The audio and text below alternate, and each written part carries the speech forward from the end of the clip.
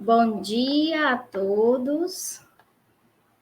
Estamos aqui na primeira transmissão da editora Alta Performance com o lançamento do livro O Segredo Redentor dos Rios, a aventura de um missionário caboclo, com o autor desse livro, o professor Nelson Peixoto, que é um livro do Amazonas, das aventuras da época de missões, do missionário, ex-padre, hoje professor aposentado, o nosso grande amigo Nelson Peixoto, ele que também conheceu meu pai, meu tio, que eram todos dessa grande família dos redentoristas. Eu vou convidá-lo aqui, vamos ver.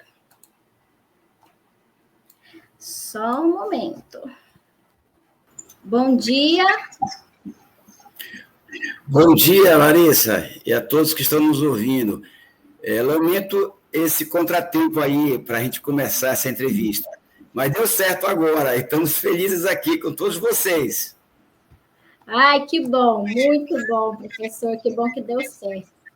Então, professor, eu queria que você falasse um pouquinho sobre você, sobre as suas missões, o que te levou a escrever um livro, quem é você, né? Quem é esse autor maravilhoso que está aqui falando conosco hoje. Sim, maravilhoso mesmo.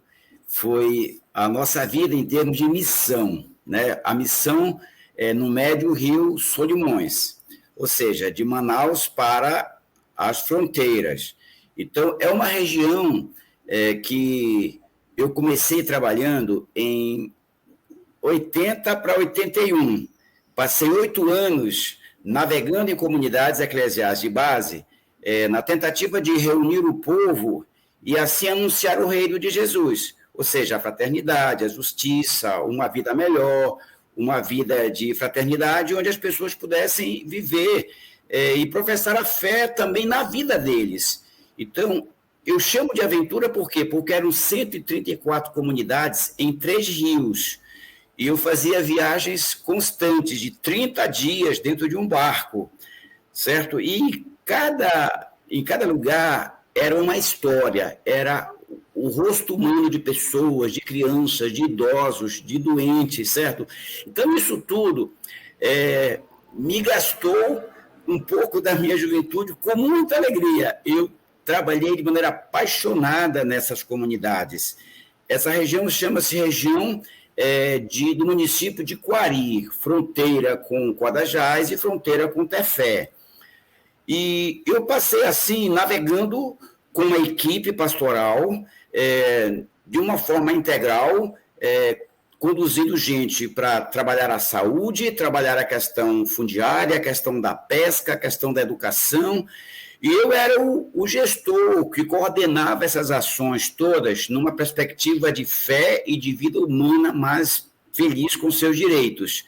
E assim, depois de alguns anos, eu comecei a colecionar alguns casos interessantes que me vinham na memória.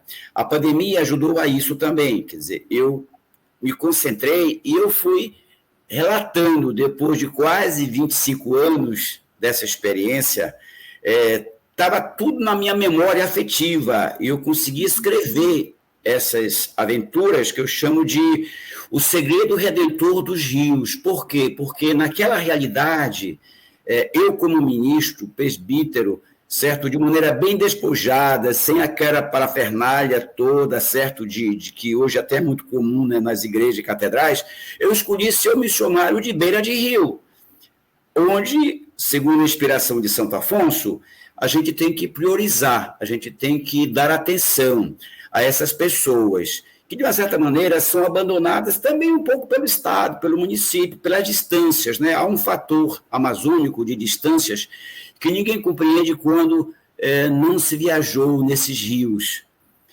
Então, eu viajei nesses rios em missão.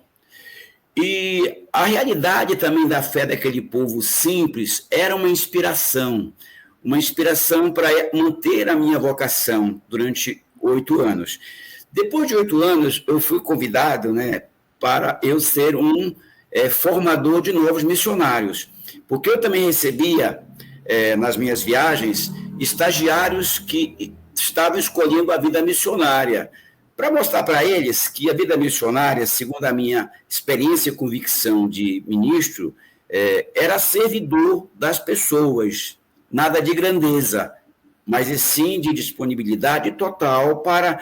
E eu, então, iniciava esses jovens pretendentes ao sacerdócio nessa dinâmica de vida, de despojamento, de simplicidade, certo? Sem água gelada, sem sorvete, certo?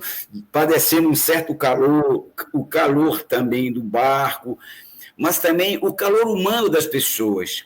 Como era emocionante chegar, e tem muitas histórias e casos que são aventuras, que algumas são até um pouco bem humoradas, outras são bem inspiradoras, para mim, inclusive, certo? E eu acredito que agora, colocando isso no livro, através da editora Alta Performance, eu estou possibilitando passar essa inspiração para pessoas que podem agora também, como se estivesse navegando comigo naqueles 8 anos. Tinha muito mais coisa para relatar, para contar, mas eu vivi esse ministério de maneira apaixonada, de maneira muito integral, não me arrependo, foi um tempo feliz da minha vida, inclusive até a alimentação era mais saudável, certo? O peixe bem puro, da beira do rio, certo? Comendo com as pessoas, até às vezes comendo com a mão, mas vivendo, celebrando a missa, às vezes, como eu conto, na própria mala que eu levava nas pernas, porque não tinha altar, certo? E tudo isso acontecia dentro de uma plenitude da fé. E eu chamo, então, isso de copiosa redenção, que é o grande símbolo da nossa congregação redentorista. E eu sou um missionário leigo redentorista, que depois de 16 anos de ministério, eu fiz uma escolha, mas não fiz nada de abandono.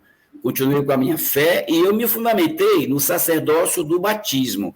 E aí eu toquei num outro trabalho que também me foi como se fosse uma grande bênção. Trabalhei durante 26 anos nas aldeias infantis SOS Brasil, aqui em Manaus e em Brasília. Para isso, eu estou já com um livro quase pronto para publicar essas novas histórias de uma inserção vital no meio de crianças que dificilmente iam ser adotadas, mas que trabalhavam o retorno delas para as suas famílias de origem. E assim a minha vida se compõe agora, aos 70 anos, um memorialista dessas histórias, além do que eu faço agora aqui. Tudo bem, Analisa? Eu até era até uma curiosidade que eu queria saber, porque assim parece assim que foi ontem que foi escrito esses contos. Eles ficaram assim de uma forma muito leve, até muito gostosa, diferente. Eu falei assim, será que o professor ele já tinha esse hábito de durante as missões estar registrando isso? Então assim, eu fiquei até nessa dúvida, até queria te perguntar se era um hábito de ficar registrando as passagens, aquilo que aconteceu, mas aí você já me falou que não, que isso veio tudo agora, durante a pandemia, essa necessidade de trazer isso para o papel. Eu achei, assim, muito bonito, tem até... E o livro, pessoal, ele é interessante porque o título de cada... Né, de cada conto, ele é diferenciado. Então, assim, nós ficamos com vontade de saber, nossa, igual, por exemplo, tem um aqui que chama O Funeral da Castanha. Não é isso, professor? Sim, tem esse conto que é a realidade, né, que eu registrei. Conta para nós um pouquinho como que foi esse funeral. Tá bom, isso foi muito interessante. A região de lagos, são 3 rios que formam o Lago de Quari. Inclusive, um desses rios é o rio onde tem muito gás e petróleo. Eu estava antes de ter essa exploração. Então, nesse lago, o rio chamava-se Rio Urucu. Lá havia uma colocação, que é a colocação de castanheiros, onde os castanheiros, que são poceiros, não são proprietários da terra, eles nem podem, às vezes, plantar bens de raiz. eles têm que depender do patrão e eles têm que tirar a castanha no mato, como o pessoal chama, tirar a castanha da boca da cobra, porque eles saem com os paneiros nas costas e vão colocando os ouriços, depois vão quebrar. Então, eu cheguei nessa comunidade, lá no Paiol, como eu chamo, havia um monte de castanha, esperando o patrão chegar para levar para a cidade e ele vai vender por um alto preço. E vai fazer a troca da mercadoria. Claro, é uma situação, não das piores, nessa região, de exploração. Meio trabalho escravo, certo? E aí a gente... foi até na época que o Papa passou por Manaus. E o patrão até, entre outros aí, muito bondoso.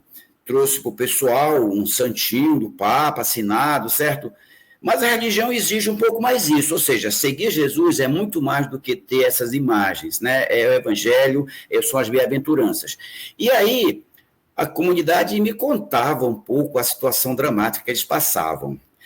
E nós fomos, então, eu convidei-os para ir lá no Paiol e fazemos lá uma celebração, que eu chamei de Funeral da Castanha. Então, a imitação era a seguinte, era a oração para a gente se libertar daquela situação e que a gente pudesse um dia dizer, exploração na castanha, fica para lá, te enterra, queremos libertação, queremos uma vida digna, queremos mais condições de vida, queremos terra para plantar, queremos farinha farta, que nós vamos produzir. Empreender é muito importante nesse interior.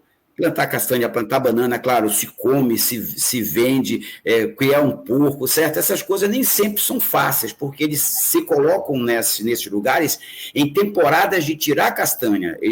O tempo de janeiro, assim, eles vão para o mato buscar a castanha.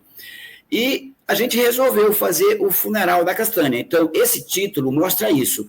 É a gente dizer com consciência que aquela vida podia ser diferente, que nós poderíamos viver uma vida mais libertada, com mais fartura, com mais direito, com transporte para a cidade, vendendo a produção para quem quer que seja, porque, na verdade, havia uma obrigação, tem que vender para o patrão. E é legal porque eu conto também algumas resistências que as pessoas têm para vender a castanha por fora. Ninguém vai dizer que isso é errado ou é certo, mas, para sobreviver, eles, às vezes, faziam o seu jeito de vender por um preço melhor para outras pessoas que passavam por ali. E aí eu dei esse título, Funeral da Castanha. Era uma comunidade muito querida, muito sofrida, tive lá bons amigos e não era tão distante assim da cidade. Era uma cidade que se chamava Enseada Funda, porque além do lago, tinha lá uma grande enseada onde as tempestades não chegavam com muita força. E assim, essa aventura aconteceu. E eu relato para vocês esse desejo tão grande que eu tinha de ver aquele povo liberto, vivendo em comunidade, celebrando a sua liturgia dominical, com os seus ministros lá, gente simples, mas gente que tinha um coração voltado para o próximo e para Deus. E o mais interessante é como, né, você colocou isso dentro de uma celebração, trazendo os direitos, os deveres daquela comunidade e sem, muitas vezes, interferir no que já existe, né, em tudo que já existe, mas com essa...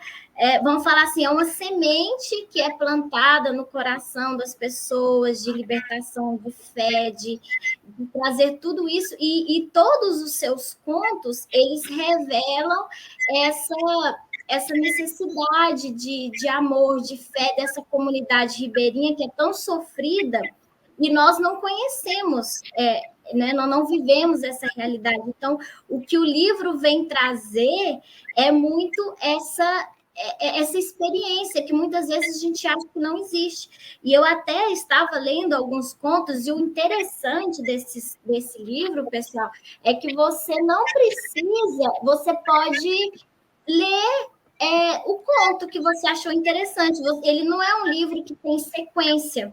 Então, você pode simplesmente fazer ele como um livro de bolso. Você, hoje eu quero ler tal história. E você traz aquilo para você. E me chamou muita atenção 2 contos, né, dentre vários, que eu até gostaria de compartilhar aqui com vocês e com o professor. Primeiro, esse Estirão da Santa Cruz.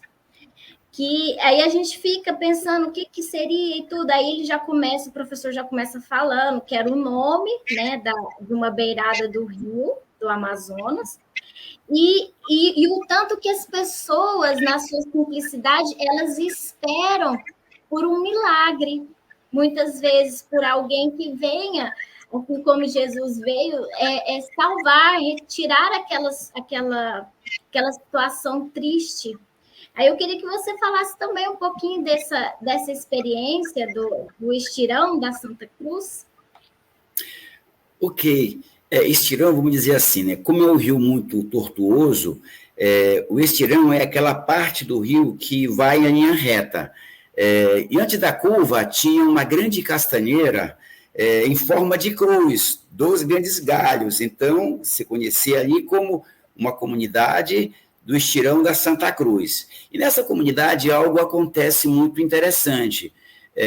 Como os grandes barcos de pesca estão também, às vezes, e quase sempre estão invadindo os lagos que a comunidade preserva para ter o seu alimento, para ser o seu peixe mais facilitado, nesse estirão, os lagos estavam ficando já todos depredados. E a comunidade, quando recebe o padre e a sua equipe, ela se prepara. Por quê? Porque muita gente da vizinhança chega de canoa para passar um dia ou um dia e meio. Aí traz criança, traz roupa, traz rede, certo? Para fazer aquele encontro com o padre, que também é um encontro festivo. Depois tem uma festa, tem almoço comunitário. E aí, os dirigentes daquela comunidade, do Estirão da Santa Cruz, eles estavam preocupados. Puxa, o que é que ele vai oferecer? O peixe estava difícil encontrar. E ele volta esperando quase que um milagre. O que é que a gente vai oferecer para o povo? Muito mais do que só para o padre. E ele diz que, voltando, já bem no porto, boia um peixe-boi, que era coisa rara naquela região lá.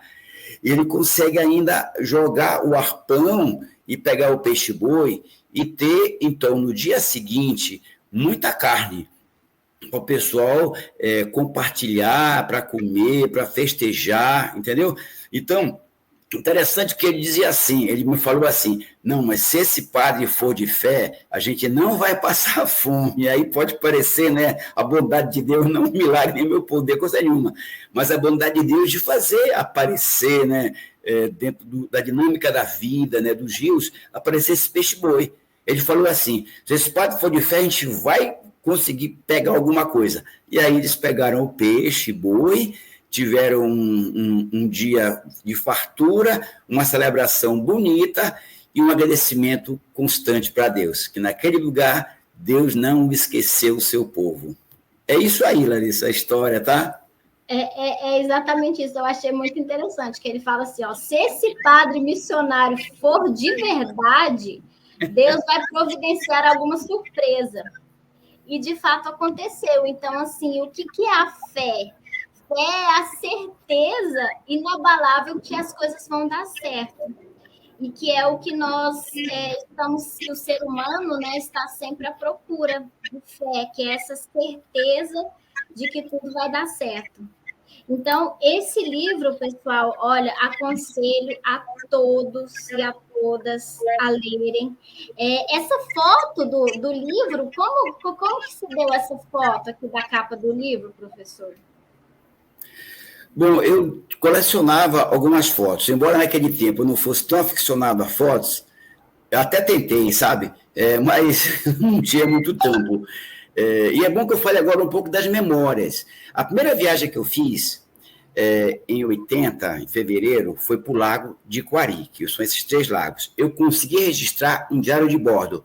Eu tenho isso tudo bem escrito. Depois, conforme fosse o caminho que eu percorresse dos rios, eu tinha fichas de cada comunidade, nome das pessoas, o que acontecia, o que é que precisava, o que eu deixava, o que eu ia fazer na próxima viagem, o que não deu para fazer naquela viagem, certo? Mas só que esse material eu não consegui depois ficar comigo, certo? E eu não sei como é que está. Mas por isso que as minhas memórias do que ficou aí nesse livro é aquilo que a gente chama na nossa congregação, é a memória viva do Redentor, que impregnou em mim e nas pessoas. E aí eu registrei Mas quanto à sua pergunta de fotos, essa foto não é tão antiga. Essa foto é, de fato, do Rio Negro, simbolizando o Lago de Quari, certo? Onde eu, atualizado, há 3 anos atrás, eu fotografei. E eu vi que era uma foto que representa a região que eu naveguei, certo? Que representa também aquela revelação que Deus faz para as pessoas irem em busca dessas criaturas humanas, dessa situação de vida do mundo do interior. Tanto assim, Larissa, que eu acho bem interessante, uma vez que nós estamos num mundo hoje, né, com consciência ecológica, tem um conto aí que eu acho bem interessante, é um delírio, talvez eu chamei até de delírio ecológico, ou então garrafas de sonhos. Não sei se você viu aí, o nome é garrafa de sonho. O que é isso? É que um certo dia de folga, nós ficamos na proa do barco, escrevendo mensagens para o ano 2000. E a gente colocava mensagem de paz, mensagens do mundo preservado dentro das garrafas e jogava no rio, entendeu? Para o rio levar. E imaginando daqui a 30 anos, 50 anos, alguém vai encontrar um mundo diferente. Encontrou, mas não tanto assim. A gente viu que a Amazônia ainda está muito a acontecer a sua preservação. E a gente, então, tinha também esse veio também da nossa fé, a natureza, a casa comum, como fala o Papa Francisco, né? Precisamos amá-la, né? Deixar de jogar garrafas no rio, jogar lata, jogar lixo, né? O que parecia naquele momento algo muito inocente, né? Como se fosse indefasado a situação dos rios, né? Por isso que a gente, então, colocou esse sonho, o dia que a gente não vai mais ter resíduos sólidos navegando, entulhando os rios. E hoje, aqui em Manaus, eu estou muito próximo a um igarapé, que é um pequeno rio, chamado Mindu. E como eu vejo triste, né? Aquele rio poluído, cheio de coisas. E o meu grande momento missionário agora é andar na beira desse igarapé, desse rio. É um rio que alaga, é um rio que espanta as pessoas, desaloja, mas que, por outro lado, é um rio que, se tivesse tirassem o entulho do rio, seria melhor para toda a população. E aí, Larissa, é assim cada história. Cada conto tem uma história existencial por trás dela. E essa necessidade de trazer as pessoas, né? Um outro ponto que eu achei muito interessante foi justamente da gravidez aprisionada, porque ela fala muito hoje, porque nós trabalhamos hoje, assim, o mundo, vamos falar assim, muito globalizado, muito liberal, e aí a gente vê ainda que existe essa preocupação com as comunidades ribeirinhas, com as mulheres, com a visão patriarcalista das coisas que hoje tem. Nós precisamos olhar muito para isso também. Eu achei muito interessante, se você puder nos falar um pouquinho sobre essa experiência. Sim, era um rio pequeno chamado Codajás Mirim, que sai do rio Codajás para os grandes lagos, como Piurini e outros mais. Nesse trecho aí, eu viajei com um padre que era do sul, chamado Cláudio, e a gente andou para essas comunidades. Chegamos numa comunidade, coisa muito normal possível, o pessoal recebe, às vezes a recepção é meio calorosa mesmo, com bandeirinhas, entendeu? As crianças cantando, e eu abraçando as crianças, o Cláudio lá com a gente vai lá para uma casa, não havia tanta gente nesse dia, a capela, não existia capela, é uma casa mesmo, como fez Jesus, né? A casa é o grande templo, né, de uma igreja doméstica, onde começa a fé, onde se anuncia, né, o primeiro momento da nossa fé. E aconteceu assim, a gente estava lá, né, preparando, conversando, contando histórias da Bíblia, fazendo aplicações dentro do contexto daquela situação.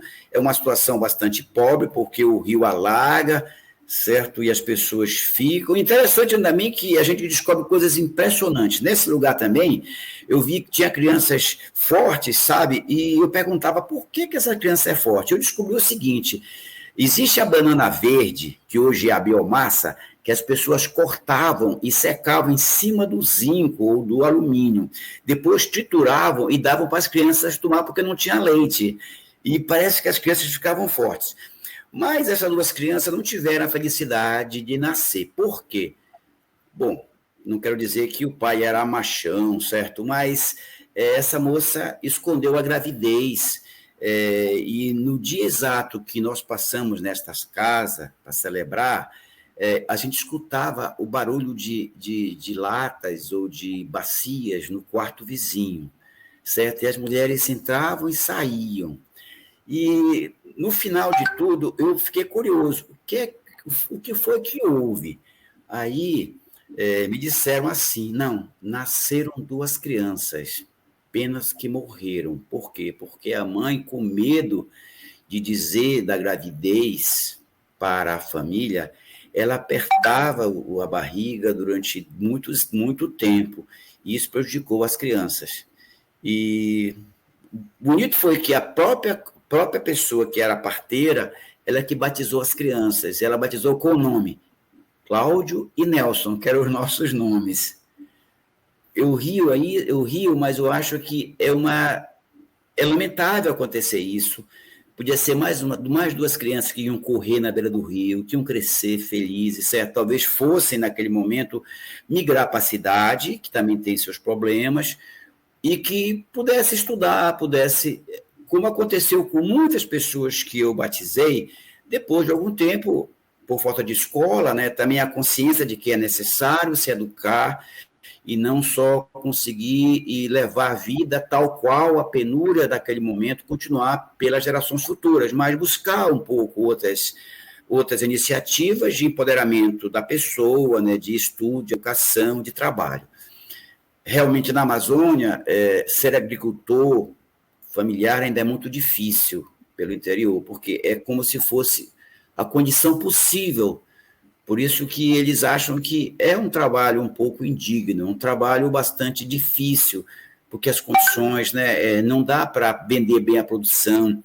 E aí a cultura indígena, muitas vezes, é assim, não, a gente vai viver do necessário, porque o rio vai levar as plantas grandes, então é a cebolinha para o peixe, é uma caça, certo? E é uma situação de que nos basta isso, porque o futuro vai só exterminar.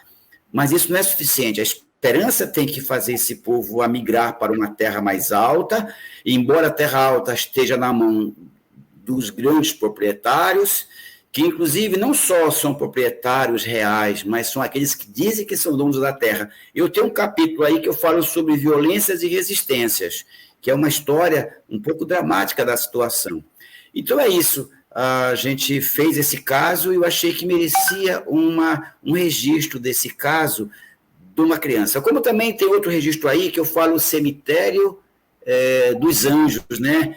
Que eu falo das minhas andanças pelos quintais, eu vejo só sepulturas de crianças debaixo das árvores pequenas. E isso me colocou numa situação, antes mesmo da pastoral da criança, essa perspectiva, poxa, não dá para nascer e morrer, tem que nascer e viver.